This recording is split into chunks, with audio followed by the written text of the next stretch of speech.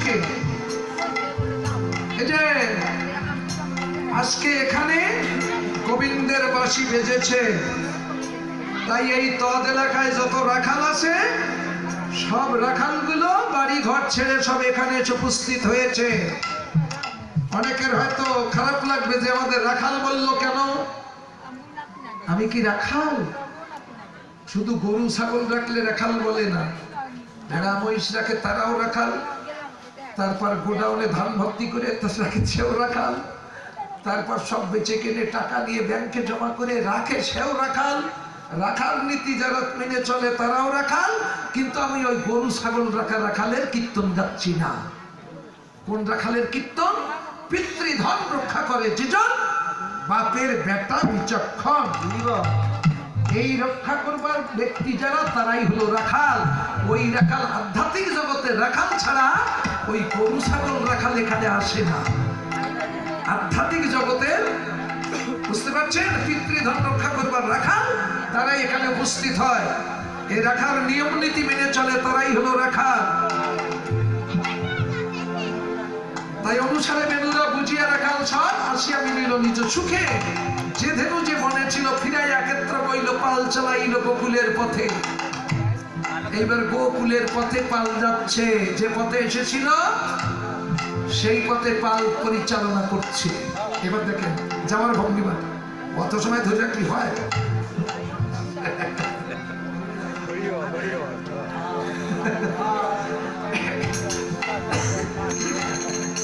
আস্তে আস্তে শোনেন, তাহলে পাল চালাইল গোকুলের পথে যাচ্ছে, উত্তর পশ্চিমে যাচ্ছে। যাবার ভঙ্গিমাটা দেখো, শ্বেতকান্তি অনুপম আগে ভাই বলো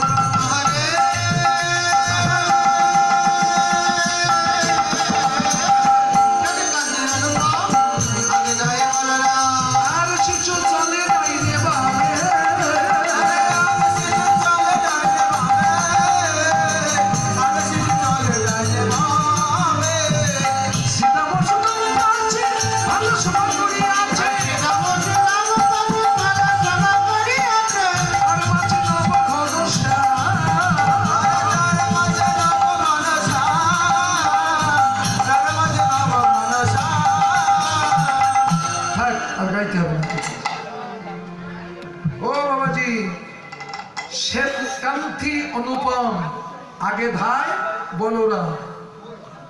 বলরাম সকালবেলা আগে এসেছিল, কিন্তু মধ্যাহ্নকালে লীলা খেলা করে রাখালগঞ্জ যখন উত্তরগষ্টে যাচ্ছে তখন ওই বলরাম আগে যাচ্ছে। বলরামের কালার কেমন জানেন? শ্বেতকান্তি, মানে গায়ের রং, কান্তি মানে দেহ, দেহের রং হলো শ্বেত বর্ণ, সাদা। আচ্ছা, সাদা রঙের মানুষ দেখেছেন জীবনে কোনোদিন?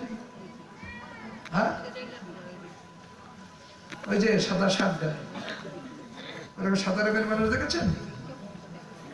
দেখেননি। কিন্তু আমি কীর্তন গাচ্ছি যে দেশে, সে দেশের বলরাম হলো সাদা। হ্যাঁ, এসেছিল এবং ফিরে যাচ্ছে। ওর কালারটা কেমন? বলরাম নামের অর্থ করো, উত্তর ওইখানে আছে। যে জায়গায় প্রশ্ন লুকিয়ে আছে সেই জায়গায় উত্তর আছে, বুঝেছ? বলরাম, রাম ও রমায়ণে রাম। রমণ ক্ষেত্রে যিনি বলদাতা তার নাম হলো বল রাম। রমণ ক্ষেত্রে বলদাতা যিনি, তার কালারটা একটু দেখেন তো, চোখ বন্ধ করে কেমন শ্বেত বর্ণনা, শ্বেতকান্তি অনুপম আগে ধায় বলরাম, আর শিশু চলে ডাইনে বা। এটা হলো নগদ, আর বাকি কি অনুমান। তুমি অনুমান করে দেখছো, বলরামের তো জীবনে দেখো নি, বুঝেছ? ওটা হলো অনুমান। অনুমান কোনো ধর্ম নয়, ধর্ম হলো বর্তমান। ছিল, আছে, থাকবে। সে জায়গায় গেলে এর মধ্যে ঢোকা লাগবে, আর এখানে ঢুকলে তুমি সব দেখতে পাবে। শ্বেতকান্তি অনুপম আগে ধায় বলরাম, আর শিশু চলে ডাইনে বা। শিশু তারা ওই নাট্যে বাটিবি করে, যারা যোগ অভ্যাস করে। কেননা যোগের ভুল হতে পারে। যার কেমন ভুল?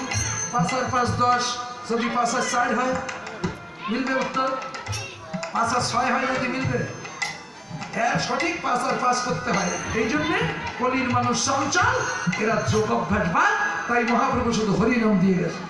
কেননা যোগ করতে গিয়ে সব বিয়ে করে ফেলবে, এরা ঠিক রাখতে পারবে না, এরা চঞ্চল, এরা শুধু হরিনাম করুক, বুঝেছ? তাই শিশু চলে ডাইনে বা, আর শ্রীরাম সুদাম পাশে ভালো শোভা করিয়াছে, তার মাঝে নবঘন শ্যাম।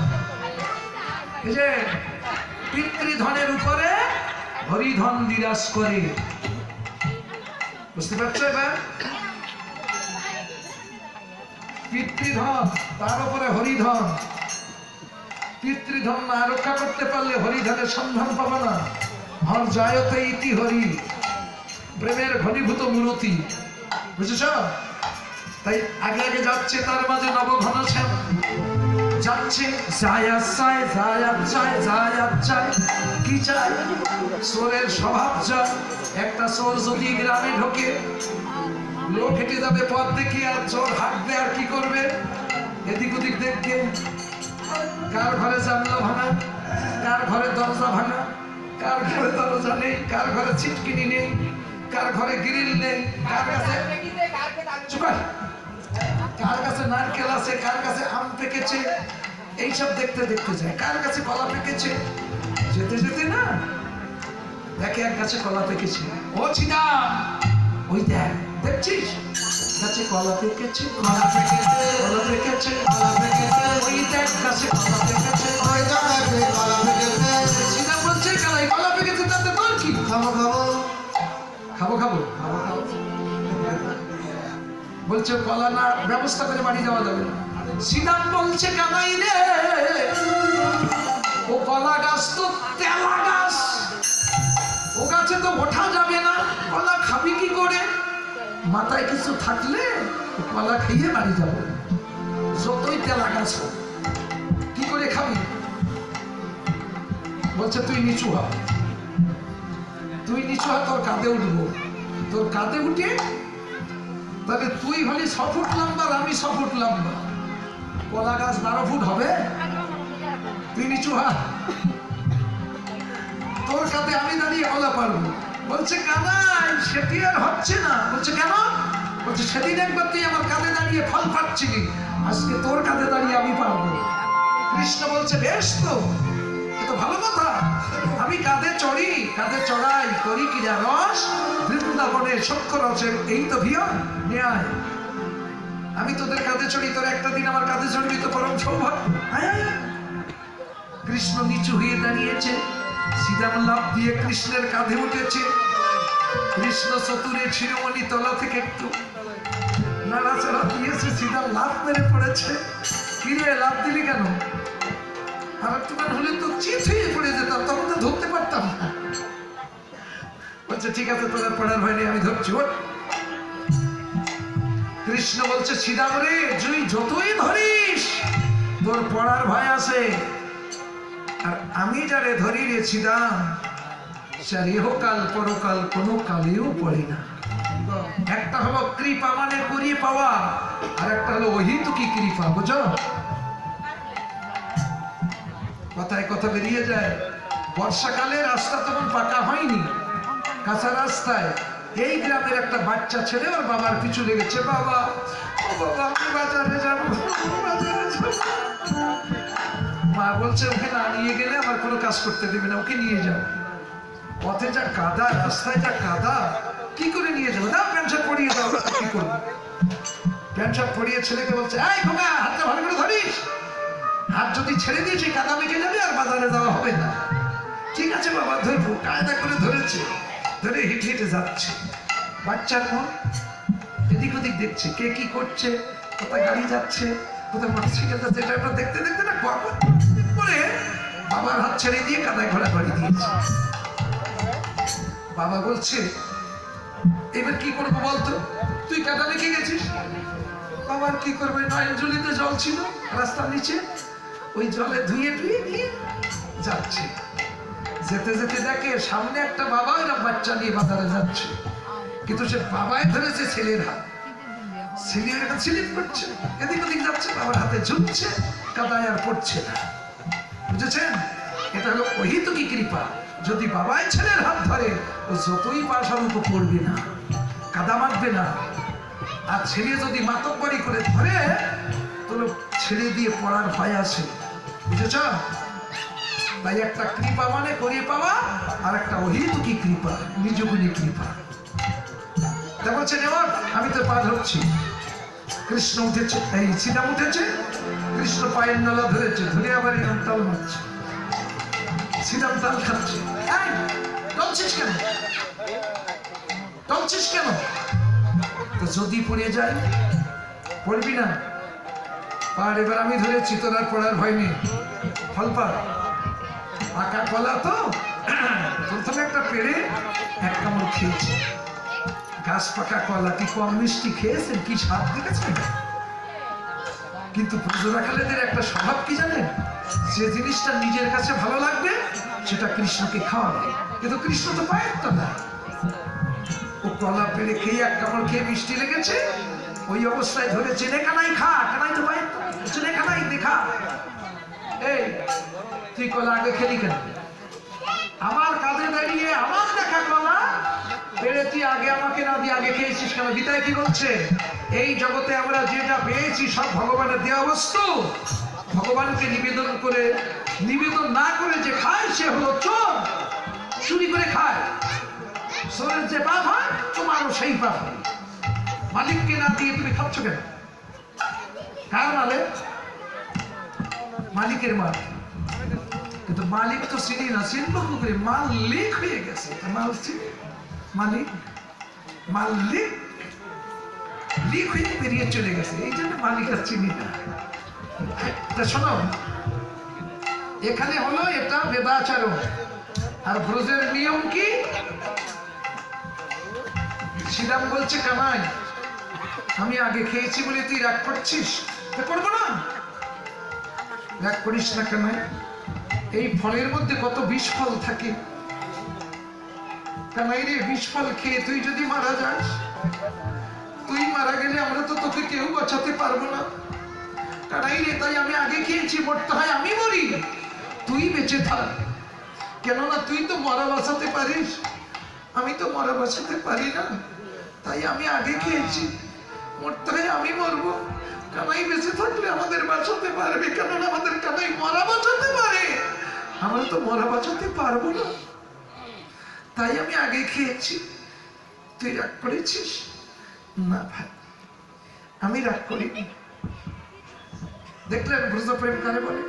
একে বলে ব্রজপ্রেম। এখানে কোনো বেদ বিধির আচার আচরণ নেই, অবিধি আচারে কৃষ্ণ সেবা করে। বেদ বিধির ওপর এমনই আচার যাচনা করিবে যে ব্রজের নিত্য ধন পায় সেই জন তাহার উপরে কে? সেই তো বলে, সেই কাহিনী বেদের ওপারের কথা, আর আমরা থাকি বেদের এপারে।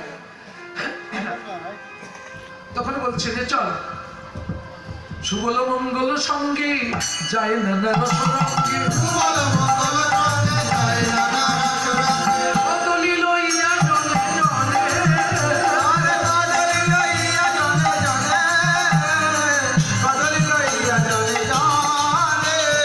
জনে জনে কদলি নিয়ে, মানে কলা নিয়ে সব যাচ্ছে। এদিকে শ্রীমতী রাধারানী অট্টালিকা পড়ে বসি গোবিন্দের উত্তর গোষ্ঠ লীলা দর্শন করছে। বুঝলেন তো? উত্তর গোষ্ঠ লীলা দর্শন করছে অট্টালিকা পড়ে। অট্টালিকা মানে বিল্ডিং এর ছাদের উপরে না? আপনারা কি বিল্ডিং সেই সময় তৈরি করে দিয়ে আসছিলেন? এখান থেকে ৫,৫০০ বছর আগে ইট কাটিয়েছিল কোন মিস্ত্রি? সিমেন্টের জন্ম হয়েছিল তখন। তাহলে বিল্ডিং বাড়ি পেলেন কোথায়? কত কীর্তনীয় বলে। অট্টালিকা মানে বোঝো? বৃন্দাবনে যে বর্ষণায় যে পাহাড়, সে পাহাড়ের উপরে উঠেছেন, উঠে নিচের দিকে তাকিয়ে দেখেছেন এই ৫ ফুট ৬ ফুট মানুষগুলো এরকম ছোট্ট ছোট্ট দেখা যায়, গরুগুলো ছাগলের চেয়ে ছোট দেখা যায়। আমি নিজে উঠেতে দেখেছি। ও বাবা, এই কাহিনী ওখানে লেখা। আমি এটা অনুমান করলাম। তারপরে যখন গোসাইয়ের ঘরে গেলাম, গোসাই বলছে ও না, আর এক রকম আছে। কি? এই ৭ তলা বিল্ডিং এর উপরে রাধারানী ওখান থেকে উত্তর গোষ্ঠ লীলা দেখে। মূলাধার স্বাধিষ্ঠান বিশুদ্ধ আজ্ঞা মণিপুর দ্বিদল সহস্রা। এই সহস্র দল পদ্মে এই বিল্ডিং এর উপরে রাধারানী বসে গোবিন্দের উত্তর গোষ্ঠ লীলা দেখছে। গমন গোষ্ঠ তো দেখে থাকো, উত্তর গোষ্ঠ দেখো কোনোদিন? রাধা শ্রীমতী রাধা রানী ঠাকুর রানী, রাধা ঠাকুর রানী দেখেছো কোনোদিন উত্তর গোষ্ঠ? দেখো আজ দেখো রাধারানী দেখে কি বলছে। গোবিন্দমাল সখাদের সঙ্গে সঙ্গে নেচে নেচে যাচ্ছে, আর রাধারানী ডেকে বলছে, হে বধূ তুমি ওই না বেশে। কোন বেশে? ওই উত্তর গোষ্ঠের বেশে। এই যে বেশ, এ বেশ দেখেছো জীবনে? দেখুন ওই না বেশে আইসো আমার ঘরে, ওই না বেশে আইসো, ওই না বেশে আইসো আমার ঘরে, ওই না বেশে আইসো আমার মা যশোদা সাজানো বেশে,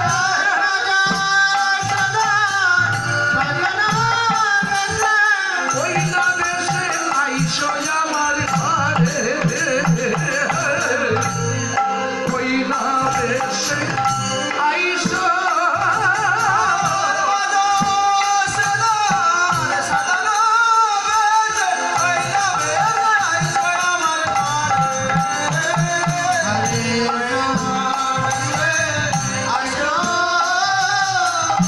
এসো না বধূ হে,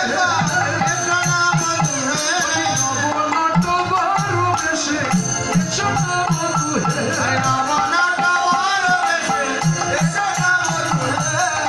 ওই না বেশে আইসো তুমি।